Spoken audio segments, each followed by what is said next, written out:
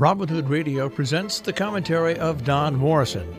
Don is a former editor at Time magazine. He's an author, lecturer, and member of the Berkshire Eagle Advisory Board. Our sitting president lost the election, but he refuses to concede. Fortunately, the other guy won big, and he sounds like a president. So for the first time in months, I was about to get a good night's sleep.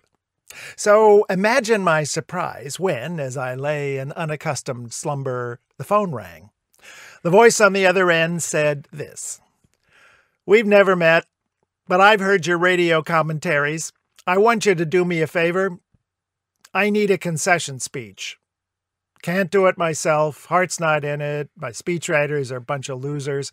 You're not much better, but I like your style. Make me look good. Keep it short. This conversation never happened." We commentators are easily flattered, so I accepted our sitting president's assignment.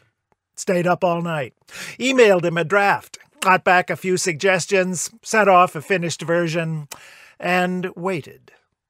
At 8 p.m. that night, I watched on TV as he walked into the Rose Garden and, from the teleprompter, began speaking my words. "My fellow Americans, the lying media said I'd lose big, but I won more votes than any sitting president in history. I kept my promises, built that beautiful wall, stood up to China, gave you all those brilliant judges, those terrific tariffs, those amazing tax cuts. Now my enemies want to steal this election. Well, let them. I'm tired of working my butt off and getting no credit for it. I'm tired of all the lies and the sneers. I've had enough. I quit. Vice President Pence will take over for a while. Maybe give me a pardon. We'll see. I'm not even going to finish this lousy speech. I'm out of here." He walked off. I was pleased, but a little disappointed. He'd skipped all my historical references, my calls to unity and decency, those quotes from the Bible and Abe Lincoln. In fact, I was furious. I was shaking with anger. Actually, somebody was shaking me.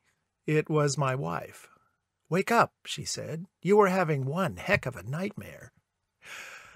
I sure was. But immediately, I grabbed a notebook and started scribbling. There was still time. Our sitting president needed me, and I was going to help him.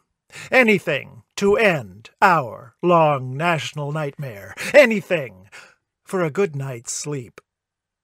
I'm Don Morrison. Don Morrison is an author and editor. He's taught at universities in the United States, Europe, and Asia.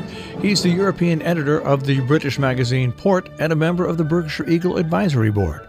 He lives in Paris, Miami, and in Berkshire County.